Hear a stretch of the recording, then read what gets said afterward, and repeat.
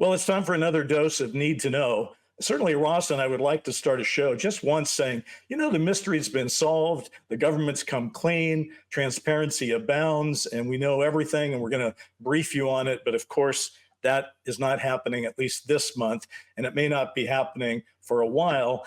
And that's because presidential politics here in the United States has pretty much sucked all the oxygen out of the nation right now as we discuss the campaign. It's been a little crazy. We'll get to that in a minute. The other thing we're going to do today is play a little game. Since one of the things that bothers both Ross and I is that people that are trying to sort of divert attention always try to run the game where they make it sound like, well, this just recently started. But of course, it hasn't recently started. So we're going to play the anniversary game. It's 2024. We're going to jump back to 1944 and move up every 10 years for the anniversaries and just tell you a few things that have happened in those years. So that's about it for right now. Let me bring in my partner across the ocean, Ross Coulthart. Ross, I have to say, knowing what I know about your schedule, you have been in America more than I have in the last month. Now you're safely back in Australia. How's it feel to get back home? It's bloody cold down under at the moment, Bryce. It's what would it be, about 30 something Fahrenheit, and Wow. really cold. I must say, I'm missing. I was shooting in Arizona in the last month, and I'm missing that heat, that beautiful dry heat that you get in the desert. It's quite interesting. It's quite different from the heat we get down here in Sydney. You get a very humid heat in Sydney, but in the desert, it's like 112, 114 degrees, and you know it's hot, but you don't know how hot it is. It's at the beginning of my career, I was an anchorman in Tucson, and I remember I'd moved there from Oregon. And one of the things I noticed immediately is I was getting these headaches because I was still a general assignment reporter, and I would go out in an air-conditioned car, go to whatever the event I was covering, which meant going outside, then going back into air conditioning, then going back outside to get to there's just a lot of in and out. And man, I mean, that's pretty hot there. And I think for us, it was like 108 was more normal. I think it's gotten hotter, if you can believe it, since those days, as you pointed out. If I can say one cool thing I saw some pretty amazing cave art in the desert in Arizona. It's really interesting. I know the theme of this show this week is going to be that history goes around. What goes around comes around again, and it's very interesting to see in the cave art represented by Indigenous Native American Indian people the extraordinary imagery that does suggest a knowledge of other beings and possibly other craft. That kind of thing is true all over the world. I know that you and I have talked about it. If we ever turn this thing into a TV show, one of the things we'd like to do is take everybody out to see the indigenous people and get their opinion in Australia, and do the same in the United States. And I think that people would find that both indigenous cultures in your country and mine tend to agree that there's been something going on over the years. So it's very interesting. And I would love. I assume that something that you saw, that cave art, will soon be on News Nation. Is that too big of an assumption? It'd be part of a broad theme in that area. Yes, my friend. Yes. Okay. Yes. Yeah. Very good. Listen, among the things coming up, I mentioned it at the beginning. I mean, it would be nice to think, since every other year that we've been doing this, sometime in the summer, the National Defense Authorization Act gets some kind of UFO legislation put into it. And that's not happening as much right now as I understand it, but you've been covering it a little more deeply than me. Where do we stand in Washington, D.C. at this very moment? Okay, so at the moment, it's only draft legislation. It's proposed legislation. And interestingly, a lot of this new legislation has come from a different corner. Senator Ron Wyden, who's not known for being an outspoken UAP advocate. And look, it's fair to say that the legislation that's being proposed before the Senate is a bit of a rebuke to ARRO, the Pentagon's UFO investigation office, and Dr. Sean Kirkpatrick, its departing boss, because it's clearly taking seriously the possibility of existence of a non-human intelligence. And it would recommend changes to the Intelligence Act for fiscal year 2025 that would cut funding for any activity involving UAPs, UFOs, protected under any form of special access or restricted special access limitations that haven't been already reported to Congress. So it's a mandating reporting to Congress law change. And it would also require, and this is the really good part, a government review by the Government's Accountability Office, the GAO, of the effectiveness of AARO, the Pentagon's UFO office. As we know, AARO did a very limp, very ineffectual report into a number of things just recently, tried to completely play down the existence of NHI. It's not going to wash. But, obviously there are people in the Pentagon and the intelligence community who are trying to hose down this issue in the run up to an election and turn down the barometer. And I think the response from Congress, quite notably, has been to try and get this GAO review, like a Government Accountability Office review of the effectiveness of AARO. And that's good news. But this is only draft legislation. So we really have to see whether Congress has the numbers to back this legislation, get it through the Senate, and then get it through the House. As we know, the previous Schumer amendment, which was proposing this Presidential Records Review Board that would have been a very far-reaching and broad change to the whole laws relating to UAP oversight. Those laws were stymied after the intervention of Ohio Senator Turner and Ohio Congressman Turner, and led essentially to the neutering of laws that would have allowed Congress to have much tighter control over whether or not there was going to be UFO transparency in this year. I think, sadly, even if these new laws do come into effect, they're only going to come into effect in next year. Yeah. And there's a hell of a lot of ifs, as we all know. There seems to be an election on in your country, which I'm not allowed to talk about. But, You are. And we will in just 1 minute. I just wanted to say, you mentioned Ron Wyden. I take a little pride there. I'm an Oregonian, and he's from Oregon, and he's been a great leader in that state for as long as I remember. I think he was on the city council or something like that. Now he's, of course, a U.S. senator, and he's making progress. The thing is, you mentioned the Schumer amendment, and this will tie into your political assessment in just a moment. I saw Schumer in the hallway the other day, yesterday, I believe, and they were asking him about Biden, of course. And like I said, we can get into that in a minute, but he kept just saying, he said 3 times in a row, he had message discipline. I'm behind Joe, or words to that effect, and to avoid answering a question.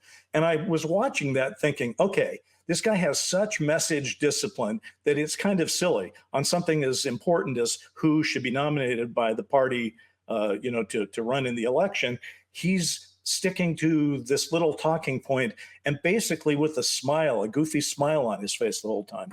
Yet this is the guy that also doesn't have a problem standing in the hallway talking about non-human intelligence. So I'm thinking, that's odd that you could talk about that, but not the presidential race. The thing is, just to wrap a bow up on what you were saying, it does certainly seem to me that what happened last year is that Schumer amendment did get gutted. It had some things in it, including the eminent domain provisions and some of the other things you just mentioned, that got watered down as it got toward the National Defense Authorization Act. And I think you were right to say, if those things couldn't get through last year in 23, they're not getting through this year in 24 when there's an upside down presidential election going on like this one. So I think there are lots of people, my take anyway, is that there are lots of people in Washington, D.C. who are in fact, when they're not talking about Biden and Trump, are in fact talking about UAP and what really should happen. But none of them plan to do anything about it this year. It's going to be a 25 kind of issue. And again, even that issue will depend upon who gets elected come November. I mean, that's my assessment. Do you concur or do you debate? I'm going to step very carefully and delicately into the field of American politics. All right, let's do it. I've learned my lesson. I've been spanked mercilessly by our audience about talking about anything pertaining to certain political candidates. So as I understand it, very, very vaguely, there are two people running for the presidency right now in the Democrats and the Republicans, and I won't even mention their names. But what are the implications? Well, firstly, I don't think anything's happening before November. There's no move from Congress. I've spoken to people in Congress, and it's quite clear everything is shelved until after the election.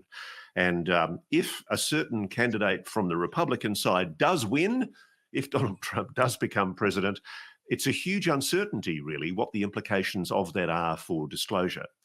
If Joe Biden does somehow manage to retain and stand as president, or whoever his replacement is, that's also an uncertainty because, frankly, I think whatever happens, there's going to be changes in congressional leadership. And I think we really have to wait and see what's going to happen. And when the dust settles, who are going to be in charge of the key congressional committees, who's going to have the ability to push legislation through the House.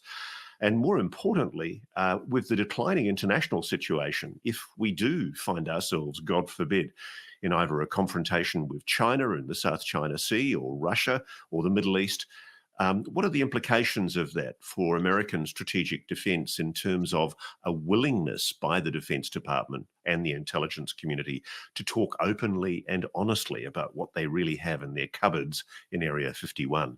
I think there's just too many uncertainties right now to be in any way certain about what's going to happen. What I can say is I do think we're heading into an incredibly unstable period. There's a lot happening. I would love to hope, my friend, that there might be an October surprise. Wouldn't it be great if somebody came out before the election and definitively said what we all hope to be said, which is, there is no doubt at all about the existence of a legacy program, a retrieval program, and a reverse engineering program. Wouldn't it be great if, somehow there was a sudden public statement by very senior officials making statements like that? But can you see that right now? I No. don't think. First of all, there'd have to be another debate. I don't know if there will be another debate. And even if there is another debate, I don't know who would be in it at this point. I mean, just to get this out of the way, we had to literally pause our comments on YouTube because they were getting so sort of nasty. And the only thing I would say to people before we pursue the presidential analysis a little bit is just because we talk about the fact that Trump is the Republican nominee and Biden so far looks like he's going to be the Democratic nominee doesn't mean that we've endorsed anybody or not endorsed anybody. And the other part of it is, even if we did, don't we all need to learn how to respect and appreciate differing opinions from our own? So I would just ask everyone listening to this to join with us in trying to be in a very volatile time frame that we're living in, just a little more open to letting other people state their opinions without, maybe it's just trolls, I don't know, but it just got so personal and so aggressive that it kind of made me a little sad that it had to be that way. Now, I will say one thing that I said last time that set everybody off. You had gone on to your little it was kind of an extended rant. It included the F word, I think, and it was about how Biden wasn't up to the job and so forth. And I said I was just trying to change the subject, but I chose my words inappropriately, I guess, because I said, well, he looks clear enough to me, but let's move on. And boy, looks clear enough to me certainly came back in some of those comments that I was talking about, but also they came back to me when I watched the debate. I mean, listen, there's just no way to watch that debate and not think, frankly, that the Democrats ought to swap Biden out. If they're smart, they will do that. I kind of hope they do. And also that it wasn't the highest form of debate that America's ever produced at the presidential level. And I think a lot of people, while the news really is Biden's failure to really be present in the moment, it was also something where you watched it and you kind of thought, wow, is this really the best America's going to offer in 2024 at a time when there's so much violence in the world and there's so many potential catastrophic events waiting around the corner for us. And as everyone who's listening to this knows, we're even not alone. We're just not alone. There's somebody else here. And this is our best foot forward. I just reject that. So listen, if both parties swapped out their nominees, I'd be happy. But clearly, I do have to say it's probably time for Joe to go. Yeah. Well, whatever happens, whichever candidate it is, I hope whichever person it is that wins in November shows a spine and realizes that the best way to bring the world together right now would be to basically acknowledge the existence of a non-human intelligence. Or should I say, I'm increasingly actually uncomfortable with that term, non-human intelligence, because, if it is future human, or at least in part, it's us. So let's just say advanced intelligence or advanced, technologically advanced intelligence. Because non-human intelligence could mean a dolphin, as some people have pointed out. Yeah, and it's. However, there was a really cool. Something. Did I? I'm sorry, but did I not see something in that legislation where the phrase wasn't non-human intelligence, but it was non-human technology? Or am I hallucinating? No, there's both. There's NHI, non-human intelligence, and non-human technology. Well, non-human technology, to be uttering from the lips of normally cautious people in the U.S. in the halls of the U.S. Congress, strikes me as pretty bold. Non-human technology. This is the thing I find so frustrating about all of this is it's the inability of our friends in mass media to realize the awesome portent and significance of what we're talking about here. That we really are in a new era where government is admitting formally the fact that there is an anomalous phenomenon it cannot explain that is doing things outside known human science, outside known terrestrial science. And it's really interesting because, whatever it is, it appears to be intelligent. It appears to be showing the 5 observables, or even the 6 observables, if you include the biological observable. And I think at what stage does a responsible political leadership realize that if there's one issue you could take the world to in November and seize the public imagination and show leadership on, it would be acknowledging the existence of a non-human intelligence, or at least the existence of an technologically advanced intelligence, whatever that intelligence is. And I think it's just sad that in the confusion and maelstrom of American politics, there wasn't an opportunity in the debate for that question to be asked. And it's a reflection of the lack of spine in so much of the media, and I think also a lack of imagination, a lack of, complete inability to realize the significance of what's actually set out in this legislation. By the way, one thing about that legislation that is significant, if it gets through the full Congress, is it would effectively target what are called IRADs, which are essentially they're forms of funding being used largely in private aerospace to fund any UAP activity which isn't reported to Congress. It's a funding method used by aerospace companies as a way of funding DoD projects through overhead cost rates. And it's being seen, I'm told, as one of the loopholes. IRADs are one of the loopholes that have been used to fund the legacy UAP program. And so this piece of legislation is very interesting. It's drilling down into a technique used by private aerospace companies and the Defense Department to spend money where they shouldn't. And it's tightening the screws, if you like, on accountability. And look, we don't know whether it's going to get through. I'm not holding my breath, but the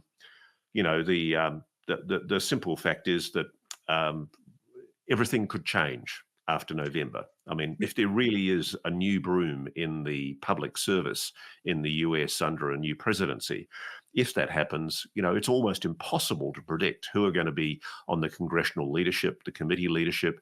And, I think tragically, if the Schumer legislation hadn't been blocked last year, we would possibly be in a different situation. You might have seen Joe Biden going to this election as a disclosure president. but I think that opportunity has been missed. Now that's gone. By the way, just because we like to do this, you mentioned IRADs. Tell us what an IRAD is. What does Oh that God, stand? I'm going to have to look that up, my See, friend. that's the thing. I Yeah, I do this all the time. yeah. We fall into the lingo, and then people who are listening are like, "What? What is that?" So while you're looking up that, I have one thing I just wanted to say, which is, we're going to be Independent talking about research and development. What's that? Independent research and development. I knew it was research. Independent Independent research and research. development. Okay, Yeah. got it. And so they've often squeezed overheads out of existing defence budgets to go into IRADs, independent research and development. And I'm told, and apparently the Congress has learned, that that's where a lot of the money has been squeezed Yeah. out to I fund have the to tell you, legislation. Russ, I have learned a lot more about how the US government operates since we've started doing Need to Know than I was ever taught in high school. I mean, at high school, you were lucky to get the three branches of the government, in your head. And now, of course, we got IRADs and arrows and things like that. The one thing I just wanted to say is this: as we said, we are going to talk about anniversaries in a minute. I spent the last month celebrating my 40th anniversary with my wife, which was beautiful. Congratulations. Thank you. And I will say this: it's interesting because when I married Jackie 40 years ago, I knew a little bit about UFOs. I had that semi famous argument with Carl Sagan in a parking lot at PBS. So I was aware of the issue, but it wasn't for about 3 years after we got married where I started to get deeply into it and writing a lot about it. And I think Jackie could not be blamed if she said, "What are you doing here?" And there were a number of years where she said, "I'd appreciate it if you could write about it, but not take positions on it. Just, either report journalistically or write a movie or a TV series about it, but you have to be an activist." And I think she's been very generous with me over the years because I guess now I am an activist. I am an activist for transparency. I'm an activist for the idea that it is time to level with all of us with whatever we know. And I think that the thing that I also celebrated a rather major birthday a month ago, and I'm not even going to tell what that one was, but it made me pause and reflect because a lot of people I know, and now it includes me, say, I would just like to know the semi-truth about this thing before I pass on. And I just want to say to everybody, it is okay to be angry now. As we are going to show you, this has been going on for a very, very long time. And if you're just a little bit pissed off, that's absolutely relevant and acceptable because this has been going on all of my lifetime and then some. And the idea that it would continue to go on and on is just outrageous to me. And I'm fed up, as I know many of you are who listen. And I hope that the people, we do know some people in government and in the Defense Department do listen to this show. And I hope if you're listening, you understand the frustration that we all have. We don't know exactly what the truth is, but we know it starts with we're not alone. And we would like somebody to honestly just own up to that and let this process begin. And it's just been too damn long. So that's kind of my take. Now, the one thing I did want to ask you, Ross, was we were talking about all the things that might happen. There's been something that involved your country and mine, and that is there's an Australian researcher that has exposed this whole Five Eyes meeting about the ARROW, the All Domain Anomalous Resolution Office. And I don't think I'm quite as hip to all the details of it as you might be, but I think it's an important story.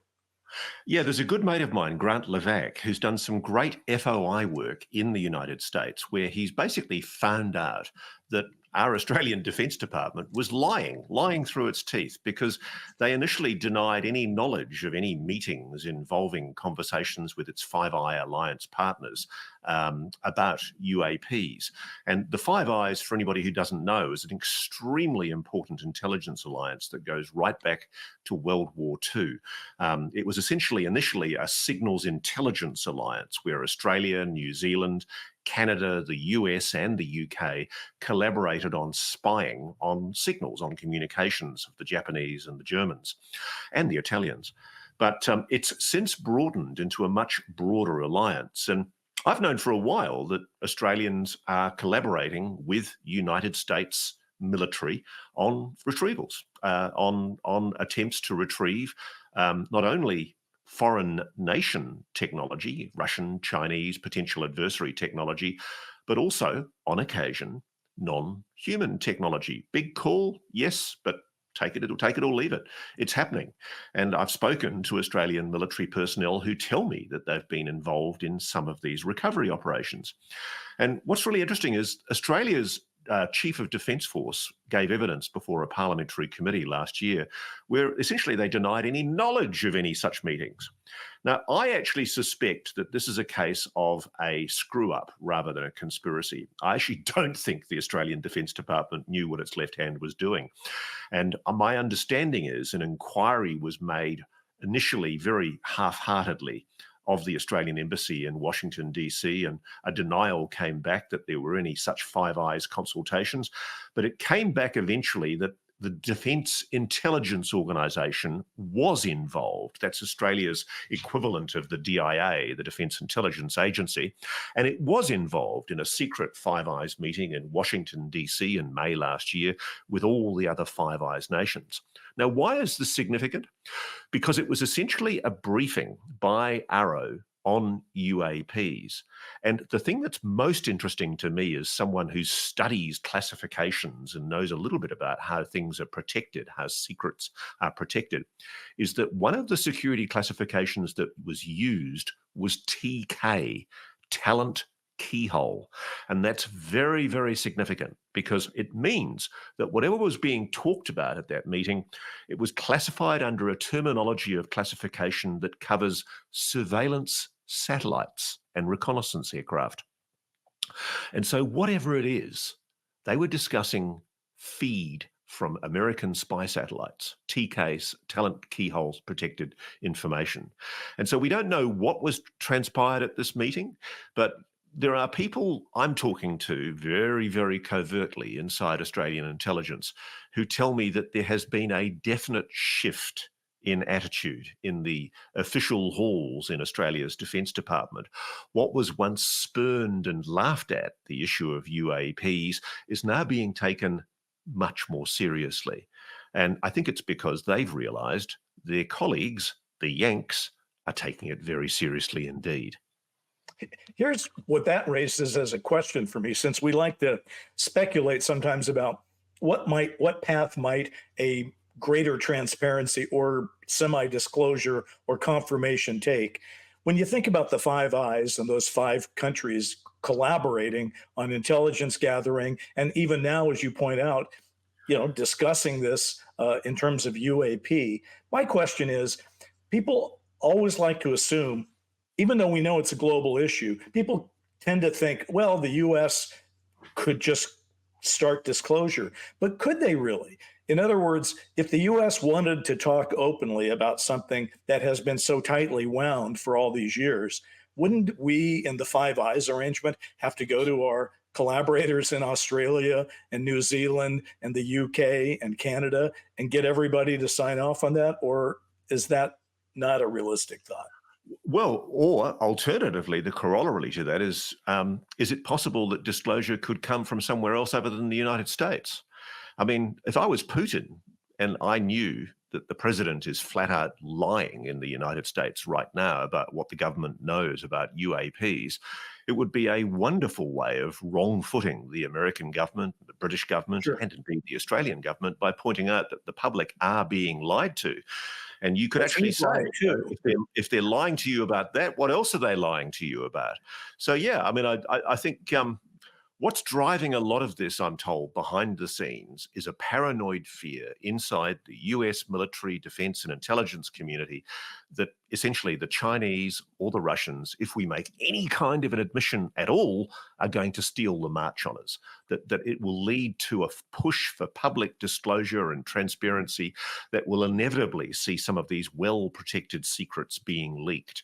And God forbid, I really hope this isn't the case, but if it is the possibility that we have weaponry that we're not revealing, technologies that we're not disclosing until and if there is a confrontation with potential foreign adversaries. God forbid that the moment of non-human intelligence disclosure is the moment when we lead ourselves to Armageddon. Well, first of all, let's remember it is the pot calling the kettle black if Putin gets to admonish the West for not disclosing about UFOs, because he hasn't really done it, with one exception that was kind of famous. Back when Putin couldn't run for office every time and just take it over, he had to let a guy named Medvedev, as I believe is, take over for him. And that guy famously, I don't know if it was off mic or on mic, but he basically went on and said, "Oh yeah, we're looking into this thing and it's very real." So, I mean, there have been. The problem with that is that Yeah. he made it sound like semi-tongue-in-cheek, that he might have been taking the piss and having a joke, and nobody ever followed up with him and said, "Are you serious?" I mean, do you ask a Kremlin boss, "Are you serious?" But yeah, You I should go interview Medvedev when you pitch that to News Nation. Hey, are you ready to have a little fun at this point? Yeah, let's rock. Okay, yeah. So here's the thing. Ross and I came up with this idea where we might just sort of make a point but have kind of a little game out of it, which is, again, we are concerned that people, because of the inherent coverage of what's going on now, what's in DC, blah, blah, blah, that people sort of go, "Oh yeah, I remember that thing about the Nimitz," and then blah, blah, blah. And it sounds like it's a very recent phenomenon. And we just want to point out that's not true. So it is now 2024, folks, right? So let's go back in the time machine 80 years. Let's go to all the anniversaries that end in 4 and just throw out a few things that we can remember that actually happened out of hundreds that happen every year. So if you go back 80 years, that puts you in 1944, and that's the easiest one around. And I'll give that to you, my friend. Well, the one that leaps into my head in 1944 is the Magenta Italy handover of the Magenta flying saucer from the Italians under the defeated Mussolini to the Americans, all done very covertly, and still, of course, the subject of great disputation. Officially, it's not something that's officially acknowledged by the U.S. government, but we do know that David Grush, in his interview with me, admitted that he's aware of a crash in 1933 in Magenta, Right. and that the handover of that craft after the fall of Mussolini took place in 1944. I'll take that's fascinating, by the way. It's less able for us to, other than taking Grush's word and a few other talks about it over the years, to say for sure that happened. But we can definitely for sure say that the other thing in 1944 is that they started seeing these Foo Fighters, American pilots, and frankly, Axis pilots, all started seeing these lights tracking them around. And it became a thing, Foo Fighters. And that certainly defined the last year or so of the war. And then there were even reports of these things over in the Pacific Theater as well. So 1944 is kind of, we tend to think 1947 with Roswell and the Kenneth Arnold thing, and what was sort of the initial beginning. But 1944 was a pretty big, as you point, call out, what with the potential crash wreckage coming into U.S. possession, and also the Foo Fighters. So let's jump forward to 1954, which, by the way, I'll just admit it, that was the year I was born. So you can do your own math, folks, if you want to. I was actually born on May 17th, which actually was the Brown versus the Board of Education. So I always thought that was a cool thing to be born under. But okay, here's just a couple of things from 1954 that strike me. I know that in October, there was a soccer game. You're talking about Italy. There's a soccer game in Italy with 10,000 people there. And it was reported in the newspapers, and people have talked about it for years. There was a soccer match, and they saw this egg-shaped UFO over the section. And again, everybody saw it. There's pictures of all these people looking up at the sky as this thing crosses over. Just a couple of other things. One of the things that always struck. Yeah, go ahead. No, I mean, I'm actually fascinated by that Florence case, because there's actually it was an egg-shaped object performing acrobatic maneuvers seen, as you say, by 10,000 people. And essentially, I don't know why things like this don't get more attention. 10,000 people look up during a football game and see egg-shaped objects doing acrobatic maneuvers, clear as day over their heads. The whole play was suspended and 10,000 people stood and watched. And apparently there was a silvery filament substance that fell from the air that day and covered the stadium like stringy snowflakes on a warm day. And it's never been explained. And even the No. BBC's reported it with the usual tongue-in-cheek. But the thing that really gets me is, why do these stories just come and disappear? That is, carte blanche, anomalous objects, no visible means of propulsion, no observed relationship to any known aerial craft that are known to the human arsenal at the time. And it just comes and it goes, and we just move on. People go, "Oh yeah, I saw a flying saucer today at the football stadium," and then they go home. Well, my friend, that's why we're here, because if you just look at the regular media, that is what happens. Maybe every 10 years they'll put out an article, but they don't really, and they should. I mean, this thing happened. It did happen. A couple of other things, by the way, that happened in 1954. On March 5th, some French fighter pilots took a picture. So this is a famous picture. I don't know how to pronounce this. Rouen, Rouen. Rouen. Okay, my French is not so good as yours. But what's interesting is the image that was captured by that French fighter pilot is a near match for the photos that were taken in 1950 in McMinnville, Oregon, that were documented. The Trents, a farming couple, took just 2 pictures. They're on film.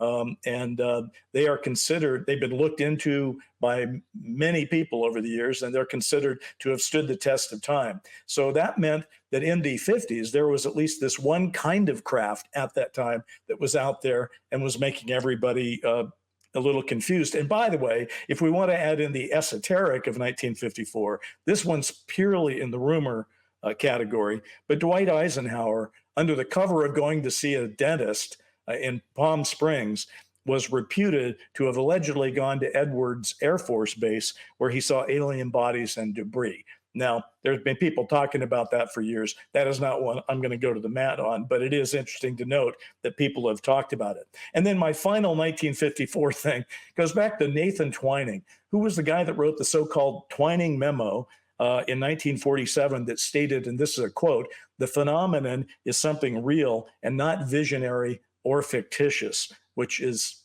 really kind of a clarion call from 47. But in 1954, he was speaking at an Armed Forces Day dinner in Amarillo, Texas. And he basically said, and this is another quote, "The Air Force has the best brains in the country working on the flying saucer problem," which I thought was interesting. So if that part was true, that goes back to 1954. That's 70 years ago. We had thousands of people working on this, the best brains in the business. I wonder what they cooked up. I wonder what they didn't share with us.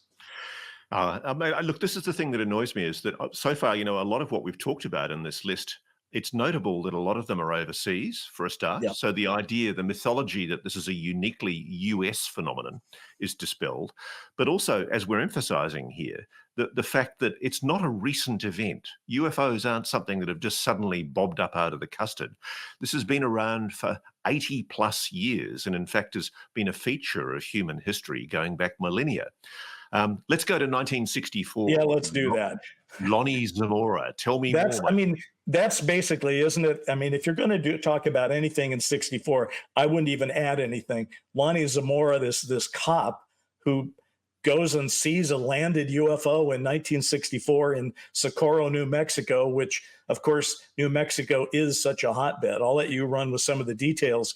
But, this guy saw something. It stayed with him the rest of his life. He was freaked out by it. And he actually saw occupants standing around outside this vehicle.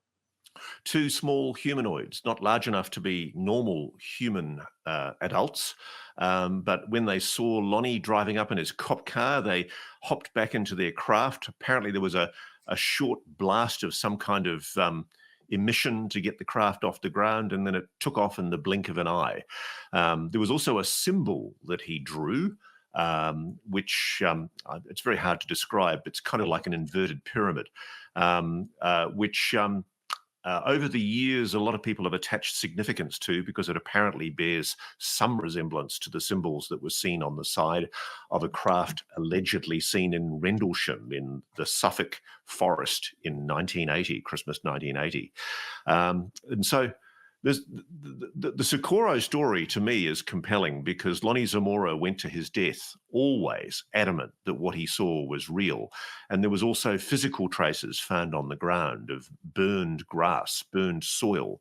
Something incredibly hot had been on that landscape shortly before the craft took off.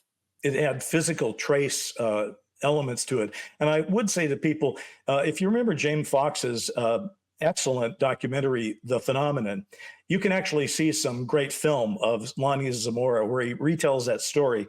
And Lonnie Zamora sure doesn't look to me like a guy that's just making up stuff and blowing it out his backside just to get on TV. He was not happy about that. And I remember when I was producing Dark Skies, we wrote an entire episode about it called Hostile Convergence. And so we did a really deep dive into that thing. And frankly, what we picked up on is in the aftermath of this landing, all kinds of people from the media, including Dr. J. Allen Hynek, showed up there. I mean, Socorro became kind of like a rock festival for a week following it, as everybody in the world came to talk about it. But again, as you point out, from any mainstream point of view, it just poof, it's gone. But it wasn't gone, folks. It happened. It was covered, and now it's gone. So it's not gone to us. Now, my friend, I'm going to give you the privilege of talking about 1974, because I know you are a huge Beatles fan. So yes. Listen, people know that, and by the way, this will be the 50th anniversary, 1974 rather, of when John Lennon saw that famous UFO outside his penthouse apartment in New York City. And this isn't the Dakota, by the way. People often think that. This is a place down by the East River where he was living with his girlfriend at the time. He was separated from Yoko Ono at that moment. And he was up there working on, I think, the album art for his Walls and Bridges album. And he saw this UFO. He called her to come out and look at it. They both observed this thing for between 10 and 15 minutes. And it was basically had a red light at the top. It kind of slanted down like an inverse cone with burnished metallic look. And then it had these lights circulating on the bottom of it. A kind of a crazy thing. And we had done a little bit more on this, Ross, in one of our earlier shows, which I looked at the other day. And first of all, the audio is out of sync, and so is the video. So next month, we will learn. Look how far we've come. Look how far. But next month, when it is actually the anniversary, I hope to talk a little bit more about it. And one thing I just want to put out there, because we do have a certain amount of reach now. We have a number of people that do pay attention to what we're talking about here. One of the things that always struck me, and this goes to the consciousness angle about the whole UFO issue, is here John Lennon and May Pang watch this thing 10 to 15 minutes, going slowly down the East River before it gets to the end. And then it turns sideways, which was not reported back then, but is now reported. And then it zooms off. Yes, they did call the police, or they had a friend call the police, and they had a friend call the newspaper. And the police said, yeah, we've had a few reports. And the newspaper said, yeah, we've had a few people call in about it. But I would think if you had something, he said this was the size of a Lear jet.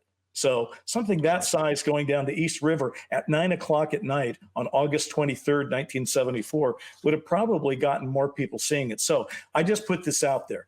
I'm still looking for a witness besides John Lennon, somebody who might have been 20 years old then, they'd be 70 now.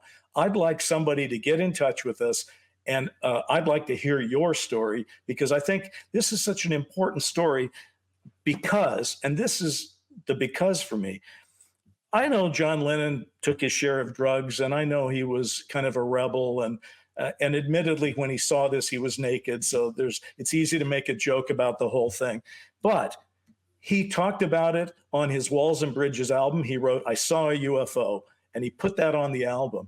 He talked about it instantly the next day with the people in the media, and he described where it went.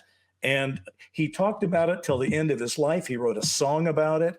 This guy did not give this up. So if this was some kind of performance art, like a bed-in for peace, like he was famous for doing with Yoko, then he would have long ago given it up. But he did not. He went to his death thinking about it.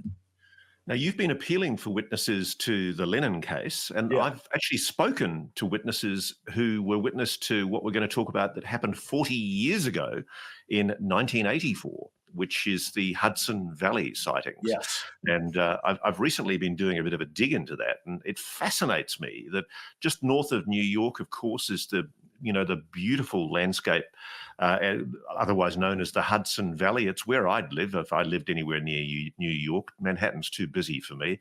And it's gorgeous countryside. But it was also in 1984 the scene for a spate of sightings of gigantic craft, in some cases football fields sized craft, boomerang shaped, triangular shaped discs. All of a sudden, there was this spate of activity up the Hudson Valley, and most of it reported adjacent to or near known nuclear facilities. Never explained, but a multitude of witnesses, many of whom still recall to this day what they saw. It was so widely reported too. Excuse me. It started, by the way, in 83, but it really, really picked up intensity in 84. And a couple of other 84, by the way, that would be a good show for us to talk about because there's so many witnesses. Excuse me. Two other quick things that happened in 84. One of them was the Hessdalen, Norway sightings that amazed everybody. And if you want to look up Hessdalen on Google, you'll see the pictures. And what they do is they're so wild, but they raise the idea that possibly UFOs aren't all structural, and some of them are the intelligent use of lighting effects, of a light phenomenon. And then the other thing is back in our esoteric category. On December 11th of 1984, manila envelope arrived at the home of TV producer Jamie Shandera in Burbank. And inside it, it had a roll of film, but it was like a roll of film inside an envelope, inside an envelope, inside an envelope. Undeveloped film, they went and developed it. And what they found was a document. And the document was stamped top secret, magic eyes only, magic spelled MAJIC. That document inside it was called Briefing Document Operation Majestic 12, prepared for President-elect Dwight Eisenhower, eyes only. This is the so-called Majestic document dump that started this whole idea that there might have been a program called Majestic 12 or Magic 12 or MJ 12. And people have tried to knock it down over the years. Other people have said that they think it's authentic. I was good friends with Stanton Friedman, who spent the majority of his, he looked into everything, but he spent many hours trying to verify these documents. And he came away with the feeling that they were authentic. And I have talked to him for hours and hours about it. I also think they're authentic. Now, I wouldn't bet my home or your home on it, but I think it's clear to me that whether it was called Majestic 12 or some other name, there had to be some kind of control organization that has allowed this situation to maintain itself all this time. And all I can say is Majestic 12 has been very, very good to me. I put it in official denial. My first movie, I made Dark Skies. Literally, the main set of Dark Skies was the Majestic 12 organization. So I've enjoyed it as a dramatic thing, but I also happen to think it's authentic and real, and that they aren't making that up. But that clearly was something. And now, by the way, for a really big one, folks, just jumping back 30 years to 1994, and we have the Ariel School landing, which is in the last, I'd say, 3 or 4 years, gotten so much attention. This is where a landed craft, and this is in is it Zimbabwe? Is that Yeah, Ross? Do I have that right? Is it you have it Zimbabwe? right. Yeah, yeah. Yeah. Okay. This thing lands. There's all kinds of school children there and teachers, and they all go see it. They see occupants come out of it that communicate with them about the state of the earth and how we need to do a better job with it. And what's been fascinating is not only were these kids interviewed by John Mack, who, by the way, had his book Abduction published in 1984. He went there and interviewed all these kids. These are kids who are not part of a grand conspiracy. They all told the same story about what happened. And for several documentaries that have been out in the last 2 years, including The Phenomenon, those kids, 30 years later as adults, went back to the location and told their stories again, and nobody retracted anything. They were all like, yeah, it happened. So it was kind of an amazing story. And I again urge anyone, just look it up. Ariel, Ariel, Ariel School encounter, and you will have your mind blown. It's a mind blowing idea. Now, I think we've made our point, Bryce, but just for the sake of time and to be Yeah. very, very brief, Yeah. if we go to 10 years and And 20 years ago is Nimitz. so you've got the Nimitz in 2004, the Tic Tac, and of course the Gimbal Go Fast on the East Coast in 2014 with the USS Theodore Roosevelt. It's pretty shocking. And the thing I want everyone to understand is you and I sort of did this just because it seemed fun. It's like we sort of said, what if we do this? And we both went, well, that'll be fun. And I got to tell you, we could have done the whole show about it. We could have done an entire week on incidents because, for example, I just want everyone, I show these a lot, but these are Richard Dolan's 2 books, UFOs and the National Security State. If you go through Dolan's books, hundreds and hundreds, I guess my lights went out here, hundreds and hundreds of these events have sightings and so forth happening every year. And we could do this next year in 2025, looking back, 2026, it could go on forever. But given that I now look like I'm in a dark cave, I think I'll be quiet. By the way, I was out in our blazing sun, and I think my sunburn is pretty obvious right now. You, however, look like you're just out there gardening in the cool weather. It's bloody cold down here. So listen, the lesson from today's show is those who forget their history are condemned to repeat it. And yes. I've got a horrible feeling, God forbid, I hope in 50 years' time you and I aren't sitting here going, disclosure is just around the corner, Bryce. Well, I got to tell you, Ross, if I'm here in 50 years' time, then there's been some medical breakthroughs. That's all I can say. And I pray for those breakthroughs, but I'm also impatient. I would like this to be resolved. But I could see a couple of codgers like us in 50 years going, wow, back in the day. But, listen, it's been fun doing this. This may not be the year where we get actual disclosure or new profound legislation passing, but I think it is teeing us up for a year that'll be very interesting in 2025. And I've got my fingers crossed on that one. Yep. And on that note, I think we'd probably better call it a day for this show for this week. And we'll see you again soon. See you, Ross. Take care. And thanks for everything, everybody.